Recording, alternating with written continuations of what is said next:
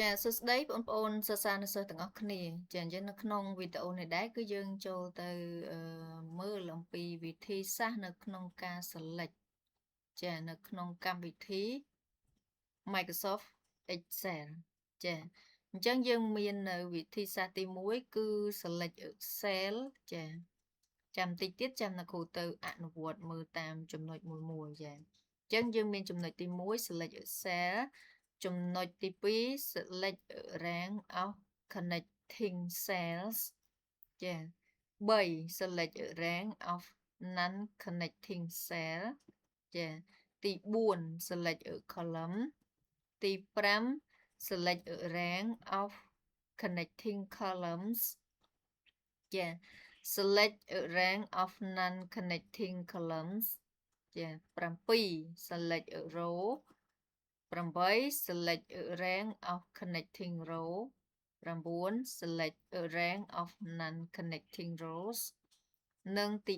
10 select entire worksheet ចាអញ្ចឹងនៅក្នុងកម្មវិធី Excel គឺយើងមានវិធីសាស្ត្រ select ចំនួន10ចាអូខេតោះអញ្ចឹងអ្នកគ្រូសុំចេញពី slide នេះហើយអ្នកគ្រូទៅអនុវត្តឲ្យបងប្អូនមើលតែម្ដងចាអញ្ចឹងអ្នកគ្រូសូមបើកនៅកម្មវិធី Excel ថ្មីមួយចាចាអញ្ចឹងចំណុចទី1 select cell ត្រូវអត់ដូចនៅក្នុងslide ដែលអ្នកគ្រូដាក់មិញ select cell ចា select cell អញ្ចឹង select cell ឧទាហរណ៍ថាអ្នកគ្រូចង់សរសេរលេខឬក៏សរសេរអក្សរនៅក្នុង cell ណាមួយយើងគ្រាន់តែឈរទៅលើ cell នឹងមួយមកអញ្ចឹងពេលដែលយើងឈរកន្លែងនេះមានន័យថាយើង select cell យើងជ្រើសរើស cell select នឹងបកថាជ្រើសរើសចាអញ្ចឹងយើងជ្រើសរើស cell មួយនឹងហើយយើងចាប់ផ្ដើមសរសេរយ៉ាងទៅចាចំណុចទី2 select a rank of connecting cell ចាអញ្ចឹងមានន័យថាយើងជ្រើសរើសជួរនៃក្រឡាដែលនៅជាប់គ្នាចាអញ្ចឹងបើសិនបើយើងចង់ជ្រើសរើសមានយើង select cell ដែលនៅជាប់គ្នាអញ្ចឹងវិធីសាស្ត្រហ្នឹងគឺយើងគ្រាន់តែ select បែបនេះ cell ដែលនៅជាប់គ្នាឃើញអត់អញ្ចឹងយើង select cell ច្រើនឬក៏យើង select បែបនេះចាអញ្ចឹង select បែបនេះមានន័យថាគឺយើង select ជួរនៃក្រឡាដែលនៅជាប់គ្នាចាយើងចង់ select មកជួរអញ្ចឹងក៏បានយើងចង់ select ជួរដេកអញ្ចឹងក៏បានឬក៏យើងចង់ select cell នៃ row និង column ប៉ុណ្នេះក៏បានចាអញ្ចឹង select បែបនេះយើងហៅថា select a rank of connecting cell ចាចុះមួយទៀតទី3 select a rank of non connecting cell ចាមានន័យថា select cell ដែលនៅមិនជួបគ្នាចាអញ្ចឹងឧទាហរណ៍ថាយើងចង់ select cell A1 ចាទៅដល់សំទោស cell C1 cell E1 អញ្ចឹងនឹងយើងធ្វើម៉េចចាអញ្ចឹងបើសិនបើយើងចង់ connect សំទោស select cell ដែលនៅអត់ជាប់គ្នាទេគឺយើងត្រូវប្រើ control ឧទាហរណ៍ថាឥឡូវអ្នកគ្រូឈរលើ A1 អញ្ចឹងបើចង់ select B C1 ទៀតចុច control ចាចុច control ទៀត select cell ផ្សេងឃើញអត់ចាចុច control យើងចុចហើយយើងអាចលែងដៃបានតែបើយើងចង់ select តទៀតយើងត្រូវចុច control តទៀតចានេះអញ្ចឹង select បែបនេះគឺ select cell ដែលមិននៅជាប់គ្នាគឺយើងត្រូវប្រើ control ឧទាហរណ៍ថាអ្នកគ្រូចង់ដាក់ពណ៌វាអញ្ចឹងដាក់មកឃើញអត់បើ select បែបនេះគឺ cell ដែលនៅជាប់គ្នាប៉ុន្តែបើ select ដាច់ចេះគឺយើងត្រូវប្រើ control ថាយើងឈរហើយយើងចុច control select cell បន្ទាប់ទៀតចាអូខេតោះអញ្ចឹងយើងទៅចំណុចបន្តទៀត select column ចាអញ្ចឹង column មាន3ដែរ select a column rank of non rank of connecting column non connecting column អញ្ចឹងមានន័យថាយើង select column ឬក៏ select column ដែលនៅជាប់គ្នានិង column ដែលមិននៅជាប់គ្នាចាអញ្ចឹង column មានន័យថាយើងមកជួរឈរលើជួរវាតែម្ដងឃើញអត់ចាអញ្ចឹងបើយើងឈរលើជួរណាមានន័យយើងកំពុងតែ selecting a column just select column ច្រើន ដែលនៅជាប់គ្នាចាអញ្ចឹងយើងឈរលើជួរណាដែលយើងចង់ select មកហើយទាញម៉ៅមកនេះអញ្ចឹងយើង select column ច្រើនចាចុះ select column ដែលនៅអត់នៅជាប់គ្នាឧទាហរណ៍ column A column C column E column G ចាអញ្ចឹងអត់នៅជាប់គ្នាទៅអត់អញ្ចឹងឈរទៅលើ column ហ្នឹងមកហើយចុច control ដដែលចានេះចឹងនេះគឺរបៀប select column ដែលអត់នៅជាប់គ្នាចាចុះ row វិញចាអញ្ចឹងចំណុចបន្ទាប់ទៀតគឺតើតើមួយ row នេះ select row ដែលនៅជាប់គ្នា select row ដែលមិននៅជាប់គ្នាចាអញ្ចឹងយើងឈរលើ row វិញឧទាហរណ៍អ្នកគ្រូចង់ select row ទី2ចាឈរលើ row វិញចង់ select row ទី4ចាចុច control ចាអញ្ចឹងពេលដែលយើង select ហើយយើងលេងដៃបានយើងមិនបាច់ចុច control ទៀតទេប៉ុន្តែបើយើងចង់ select តទៀតយើងចុច control ទៀតចាអញ្ចឹង select របៀបនេះគឺ select row ដែលមិននៅជាប់គ្នាគឺយើងត្រូវប្រើ control ឧទាហរណ៍ថាយើងចង់ select ឲ្យដាក់ border ចាដាក់បានអូខេមួយទៀតចុងក្រោយគឺ select entire worksheet ចាមានន័យថាយើង select នៅ worksheet ទាំងមូលតែម្ដងចាអញ្ចឹង select worksheet ទាំងមូលគឺយើង select កន្លែងនេះឈរលើកន្លែងនេះមកអញ្ចឹងគឺមាន select ទាំងអស់តែម្ដងមានទៅដល់ណាគឺវា select ដល់ហ្នឹងចាអូខេអញ្ចឹងនេះគឺជារបៀបនៃការ select នៅក្នុងកម្មវិធី Microsoft Excel ចាអញ្ចឹងលោកមេរៀនថ្ងៃនេះគឺប្រាប់ពីវិធី select ហើយសូមបន្ថែមតកតងជាមួយនឹងលំហាត់របស់យើងចាអ្នកគ្រូត្រឡប់ទៅលំហាត់នេះលំហាត់តពីលំហាត់ថ្ងៃមុនគឺលំហាត់នៃលំហាត់ទី5ចាអញ្ចឹងលំហាត់ទី5អ្នកគ្រូបានឲ្យចំបៃធ្វើការវាយនៅ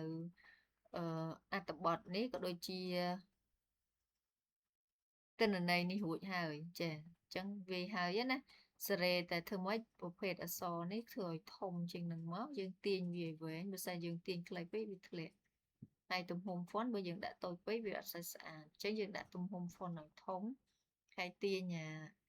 បន្ទាត់នេះឲ្យវែងមកចាអញ្ចឹងយើងវាយនៅលេខនេះរួចរាល់ហើយអញ្ចឹងយើងត្រូវធ្វើការបូកសរុបចា total score អញ្ចឹងទិន្នន័យនេះតកតងជាមួយនឹងពិន្ទុ score នេះគឺពិន្ទុសម្រាប់ឆមាសទី1ចា first semester នេះគឺឆមាសទី1តោះអញ្ចឹងឈ្មោះសិស្សទី1គឺឈ្មោះ Khondara ចាភេទប្រុស student ID លេខសម្គាល់របស់គាត់គឺ040ពិន្ទុកុំព្យូទ័ររបស់គាត់បាន 93.50 ពិន្ទុអង់គ្លេស 98.96 ចាពិន្ទុសេដ្ឋកិច្ច 90.15 ពិន្ទុប្រវត្តិ 94.85 ចាពិន្ទុ business 95.05 ហើយនឹងសេដ្ឋកិច្ចprincipal នេះគឺ95.75អញ្ចឹងរកពិន្ទុសរុបយើងធ្វើម៉េចយកអីធ្វើអីចាអញ្ចឹងតាមរយៈលំហាត់កាលពីម៉ោងមុនអ្នកគ្រូឲ្យបងប្អូនប្រើប្រាស់នៅសញ្ញាក៏បានប្រើប្រាស់នៅរូបមន្តក៏បានដើម្បីធ្វើការបូកអញ្ចឹងដើម្បីបានពិន្ទុសរុបកន្លែងនេះយើងមិនត្រូវបូកពិន្ទុតាមមុខវិជ្ជាចូលគ្នាត្រូវអត់ចាអត់បូកដល់ ID ទេណា ID គឺលេខសម្គាល់សិស្សឯងយើងបូកតែពិន្ទុទេអញ្ចឹងសម្រាប់ឈ្មោះ Khondara យើងមិនត្រូវបូកពិន្ទុកុំព្យូទ័រអង់គ្លេសសេដ្ឋកិច្ចប្រវត្តិអីចឹងចូលគ្នាត្រូវអត់ចាពីពិន្ទុមុខវិជ្ជានេះមកដល់នេះមកចាអញ្ចឹងដើម្បីបូកយើងមាន2វិធី